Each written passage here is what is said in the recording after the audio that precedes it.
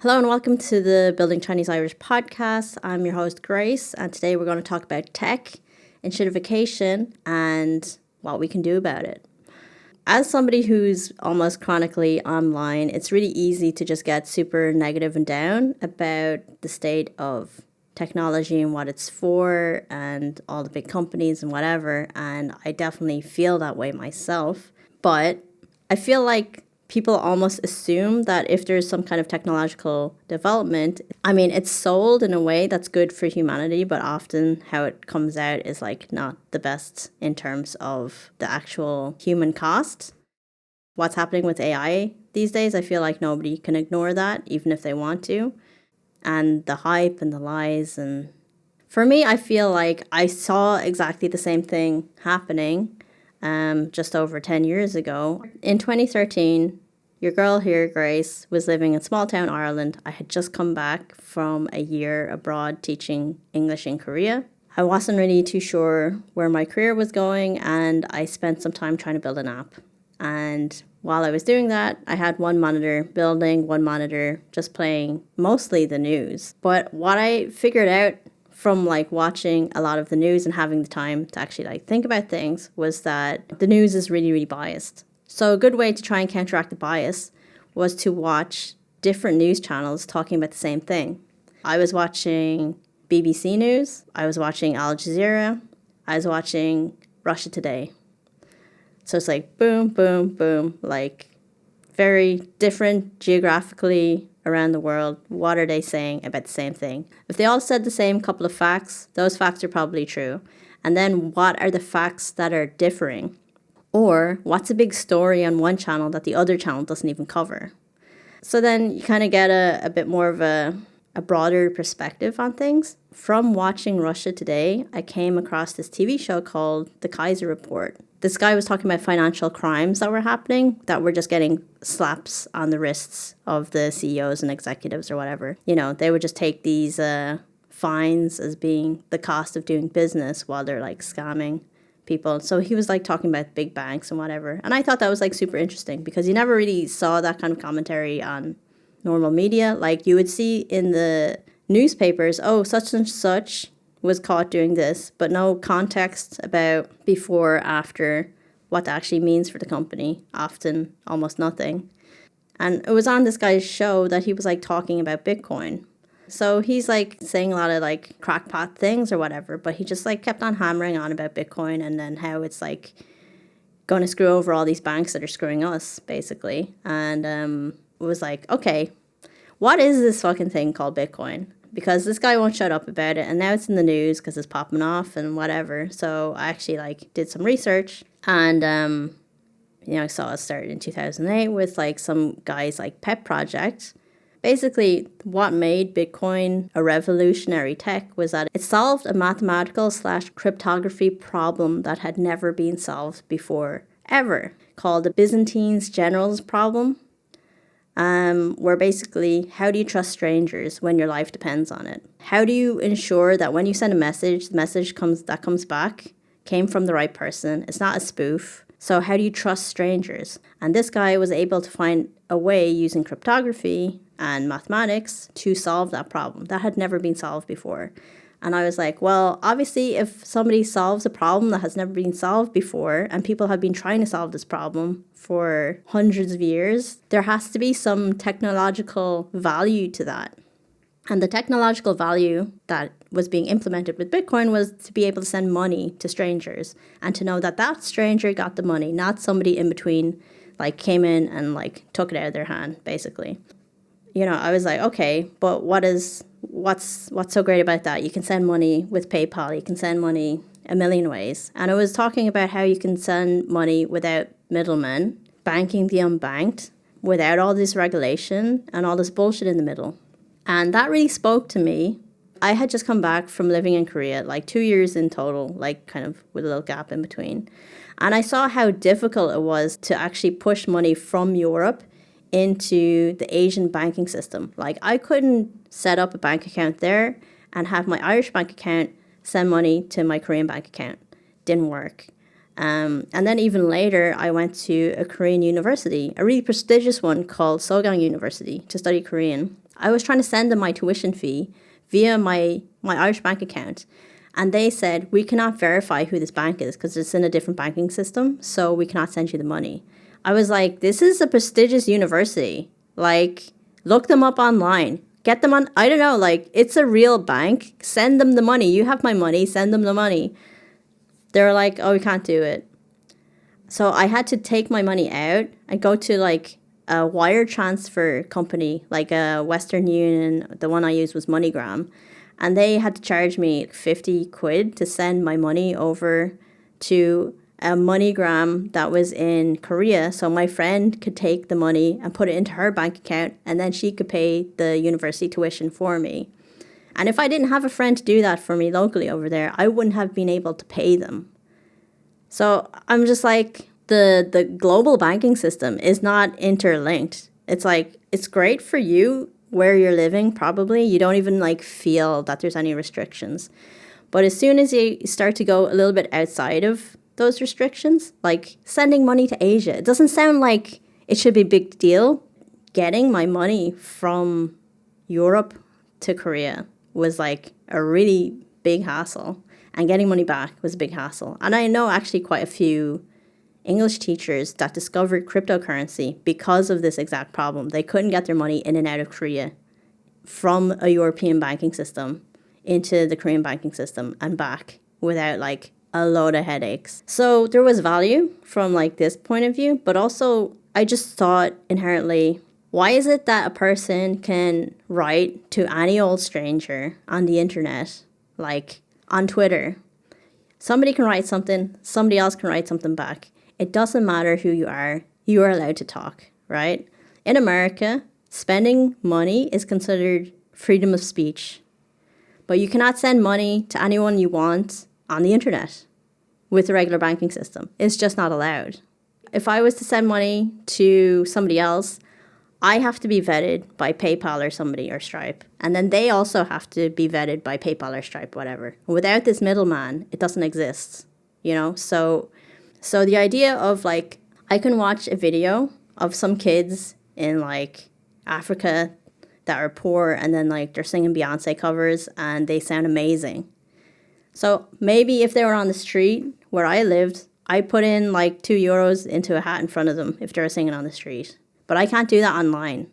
And they're getting millions of views. If they had a digital hat on that video where people can throw in €2 and it was like really easy, click of a button, that would change their lives. I mean, I really think a lot of the reason why Africa has like the poverty levels that they have is a lot to do with the banking systems and how it's not interconnected with the European banking systems and even the countries within Africa. I've listened to some videos talking about, you know, just the currency problems and the banking problems, even between countries that are neighboring countries. So the flow of money is really like a flow of control. You know, Bitcoin was about solving this problem. So like if my university had a Bitcoin address, I could have just sent them money using Bitcoin or whatever, using the same technology, you know. Just acting as if the regular banking system doesn't have any issues, while also knowing that it doesn't have much incentive to change. It just says you should live within the restrictions that the banking system puts on you. And where Bitcoin really proved its use case was when, I think it was like Chelsea Manning went to WikiLeaks with, you know, the leaks that they had from the US military. And the US government was really unhappy about it. They pressured PayPal to stop letting WikiLeaks accept donations for the website. So then hopefully they could kill off the website and deter anybody else that wants to leak information from doing so. So WikiLeaks put a Bitcoin QR code on their website and said, if you want to keep donating to us to keep this website alive, please do it via Bitcoin because PayPal blocked us, froze our accounts. And that's what people did. They joined the Bitcoin network, they sent the money, and WikiLeaks is still alive. So it was like, okay, when America wants to cut you off from SEPA, from having an IBAN, they can just do it. Now we have a technology that says if something bad happens to you like that, there are ways that you still have money. And I think that's a good thing. You know, it's like the idea of Bitcoin at the early stage was banking the unbanked. People who, for some reason, they don't have the ID to go to a bank to get a bank account. The link between not having a bank account and poverty is pretty high. So it's like, can we get more people able to send transactions that are not in cash? Then that helps reduce the poverty level if they have access to digital services, being able to pay for digital services without having a bank account. So this was a lot of the idealism and the hype of Bitcoin in the early days. And then more people plowed in to the network. And then where there's money, there comes scammers. And then now you see these days, it's just like all crypto. Crypto is almost like a slur, you know. For me, when I hear the word, I'm just like, ugh. You know, even though I started off thinking about all this stuff like so idealistic, like, oh, this could really like change the world for a lot of people, you know, remove a lot of the gatekeepers, get more free-flowing commerce, reduce poverty, increase trade globally. And there's like so many stories where that's true for countries, especially doing online freelance work, being able to be paid via Bitcoin as opposed to like through the banking system, because the banking system is so inefficient and costly. But, you know, nobody cares about that. It's just like scam, scam, scam. And it's a shame because I feel like there was a real good technology there, still is there, underlying all of this. And it's just been like smeared and scammed out of relevancy. The original point of Bitcoin was like to do good in the world. So one of the use cases was that, say you got some family in Africa, right? Or China. And then like a family member moves over to like a wealthier nation and works really hard and tries to send money back home.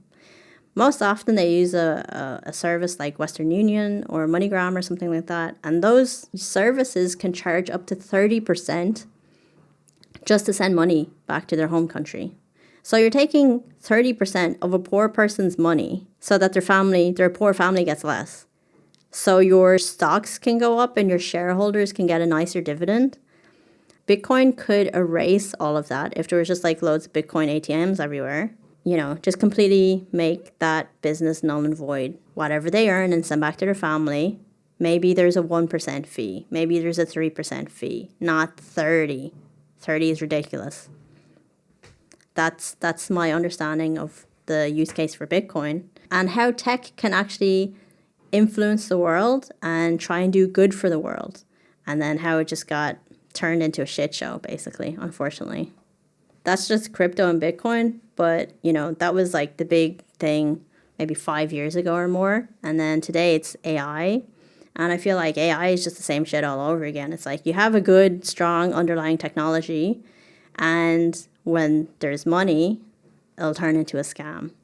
So you have AI companies scamming companies, like other companies, to tell them, hey, fire all your employees, AI can do it. Those employees get screwed. And then the company realized, actually, we got scammed. All of that money for salaries, we just gave it to an AI company. And then we have to hire people back, and we wasted all that money, and da-da-da. And now we look stupid. I don't really feel too sorry for those companies. But then also you have like the consumer level of like these vibe coders and stuff, filling their heads full of bullshit. It's like, hey, you can be a CEO of a company where you have AI agents doing all the work for you and you're a billionaire. Like, they're really selling people this dream. So yeah, I mean, so these days we have like AI scams, scamming people, scamming companies. And then like recently we have like an issue with PlayStation, where they said they're not going to use physical media anymore with their machines. So everything's digital. And by the way, people who have previously bought digital movies with PlayStation, they just all were told, hey, you don't have access to that anymore. Sorry. No refund. But it's just like the active shitification of like, we will try and capture an audience by being really, really good or really, really cheap. And then once we have you, we'll just like turn everything shitter and shitter for more profit for us. We will take away your rights. We'll take away your things that you've purchased in order to make you purchase more. Like, people are just like trying to milk the audience from every direction possible. And it's getting like really frustrating and tiring. I mean, quite recently there was like a StopKillingGames bill. When games are required to be on the internet, online, when you play them, and then eventually the company doesn't want to pay for the servers to kind of keep the game online, then you have just lost the ability to play the game even though you purchased the game. The Stop Killing Games bill was to try and enforce companies to have some kind of like end of life plan for the game. So it's like, okay, you don't want to have a server for people to play online, but maybe make it optional for people to have their own private server so they can keep playing it online and then they'll pay for the server cost. Or just have like a single player mode on the game so it's not completely lost, depending on the game. So you're not just losing complete access to the game once the company decides to turn off the server. And there's this video of some games lobbyists talking to a politician saying like kids that have Minecraft servers is the equivalent of doing something on the black market. It's pirating and it's like really hurting their company, Microsoft, I think it was. It was just like outright lies. And then the politician, they were just like, oh yeah, okay, yeah. And then they just agreed with it. And it's like, is there no like recourse for that person lying to the politician? It's just incredibly infuriating. It's not the first time Microsoft pissed off a lot of people. It's just a lot of digital stuff, like services and things. It feels really rotten these days, but what can you do about it? I mean, what PlayStation fans did was like they canceled their subscription to PlayStation Plus. So I think the revenues went down a lot. They took a hit. I mean, the only thing that you can really do, I think, is unsubscribe, take your ball, go home, go somewhere else. As long as you're playing in their ecosystem, they're incentivized to treat you like shit because they're kind of like monopolies at this stage. Where else are you going to go, they think? But you don't actually have to participate in that bullshit. I hope more people opt out of being treated like trash and move on to something better. Because the biggest trick that these companies play on you is that they make you think that you have to take it, where you absolutely don't have to take it. Windows 11 is such a shit show that a lot of people have moved over to Linux and are finding that Linux is actually amazing because it's free and it works really good. And now there's a lot more Windows programs that can actually run on Linux. So like the barrier to entry for Linux or the difficulty in using Linux is becoming less and less. Like you don't have to go to a Linux equivalent of this app and that app or whatever. It's like, you can start to be able to use those things on Linux now. And I hope that continues to the point where these companies that had monopolies that treated people like crap just start bleeding money and realize, okay, you should have actually cared about the customer. If you're like technically minded, maybe just like try and build something. Like I feel like there's so much open source software out there. There's so much education that, if you had some time, you can probably build like a simple version of something simple that you want for yourself where you can just like get out of some ecosystem. So in my case, like when I was in between jobs years ago, I wanted to have some kind of fun language learning app that was actually like a game. I wanted to make something that kind of felt like Candy Crush, like this Match 3 mobile game that has like these addictive loops, these intentional game mechanics put in. I wanted to create something like that for language learning. So I downloaded this open source game engine called Godot. And in my spare time, I spent like 6 months learning how to use it. And I made myself a little prototype of this game that teaches you language, basically, teaches you vocabulary. It's just nouns because you can have a picture of a tree, you can have a picture of a rubber duck or whatever. It's self-explanatory. So it's just teaching vocabulary while you're clicking on things and like hearing the words over and over again. And I was like, look, I can do this. Like if I can do this, anybody can do this. I think it's just a sign of the times where like the amount of good quality open source software available these days is kind of unbelievable. And probably just regular people don't know. And then we also have like such good quality learning resources via YouTube as well. And now with AI to chat to, not to do it for you, so that you can build things that you wouldn't be able to build previously. I feel like two things are happening at the same time. AI and shitification, companies getting more and more toxic, digital rights getting worse and worse. It's kind of like pushing people more towards open source stuff and privacy And then on the other side, I feel like the open source stuff is getting better and better. And the teaching around these things is getting better and better. So it's like becoming more accessible for people to actually like use these open source programs, learn about them, build their own things, you know? And I think that's really cool. So it's like we just kind of like let these big companies push us around because we think we have to take it, otherwise there's nothing else. Where it's like you can just like opt out. Just do your own thing. Be happier. Well, so where does that leave me and the YouTube channel? I am somebody who wants to make money online off the internet. And the only two ways that you make money off the internet are one, with advertising, and two, with shoving people in a sales funnel to eventually sell them something, right?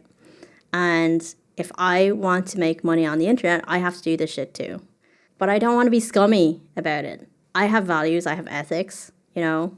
So how do I do this in a way that doesn't feel scummy? So over the past few months, I've learned a lot about open source software. And the fact that it's open source means that like I have all the rights to use it too. So by taking a bunch of different open source softwares and plugging them together like Lego blocks, I can build something new myself. Unfortunately, I have the skills to do that because I have 5 years work experience as a business intelligence developer, which means that my job was basically to take data and shove it into that program, and then from here to there and there to here and process and whatever. That was it. And if you're using open source software, you're pretty much doing the same thing. And I only just kind of realized that too. So I can take these open source programs and then shove data back and forth to them and then get a different kind of outcome, a different kind of product. So my next project, my open source project, is basically a private podcast generator. So if you're trying to learn something, you're like, maybe it's history, maybe it's a language, maybe it's, I don't know, something for exams, you can get as often as you like, could be daily, could be weekly, a podcast generated for you and then put into, I don't know, Apple Podcasts for you. So like below Joe Rogan and above whoever else, you see your own private podcast that you can listen to and learn whatever the thing is that you're trying to learn. So the first open source project is a generic one. Could be about any topic. Then my second open source project is going to be specific for language learning. More targeted use case. And that version, again, free to download, free to use, completely private because it'll all live on your computer. And then, you know, because it's open source, you can tinker with it as well. Oh, you don't like this setting? Change it. Or want to add a feature? You can build it yourself. You know, it's open source. So once I have my second open source project there, some people, they don't have home servers. Some people, they don't want to deal with any of the technological stuff. There is a barrier to entry, a technological barrier to entry, but people might still want the product, the service, the feature. So then I will create a managed service SaaS company, software as a service company. So it's like, okay, you want the private podcast for you, I'll set it up, and then you just listen for a fee, a fair fee, a cheap fee. That model is already like an established model called open core. So the core part of your technology, your business, is free, open source. People can look at it and see if it's correct or not, you know? And then the bells and whistles and the managed service, that's the paid version. And I feel like if I can funnel my business like this in this 3 steps, then it's just like, okay, I've given, and now it's like I give and take. And then hopefully on the step 3, that's enough for me to live off of. So trying to learn a language has always been a really big pain point for me. I'm Chinese-Irish. I don't speak Irish. I don't speak Chinese. I'm in Germany, and my German is not good. And then I also lived in Korea. And I even went to university in Korea to learn Korean. I could never get into fluency. And I know what it takes. You have to be like a really disciplined person, sit down and memorize thousands of words. And that's just not me. And I feel like we should be able to have tools that help people like me get to fluency. Because there's millions of people like me who just cannot sit down and memorize thousands of words. I just feel like technologically, it should be really easy to solve this problem. And that's what I'm trying to do. I'm trying to build a solution to my own problem. And I think it'll work, or at least help a lot. So I'm really excited to do that because, it has been a big chip on my shoulder my whole life. Chinese person can't speak Chinese. Terrible. I mean, I'm not interested in Chinese anymore, but German is really important for me. If I could learn to speak German, like a second language fluently, not only would it change my life here in Germany, emotionally, in terms of how I see myself, I think a lot of the old baggage about being a Chinese person that can't speak Chinese can kind of like finally get let go of. So it's really important to me. If I could help solve the issue of lowering the difficulty bar to get to fluency, then that's my ticket in the afterlife. Give her the VIP treatment. She did something good for the world. That's my spiel on tech and the sad things that I'm seeing. And yet at the same time, I'm like really hopeful about the future, what can be built. Like I'm just starting to learn these open source tools and how to put them together. If I can do this, then what else can I build? Then what else can I build? What other problems can I solve? And then things start to feel exciting. Because before I was just feeling lost for so long. I mean, like almost all my previous episodes were me feeling really lost all the time. But now I feel like really inspired and motivated and excited to work. I'm just really happy to be in this place in my mind and in my life to actually have the skills, have the time to actually build these things. That's it for today's episode and my ranting. Thank you very much for listening or watching. Hope you have a great day. Goodbye.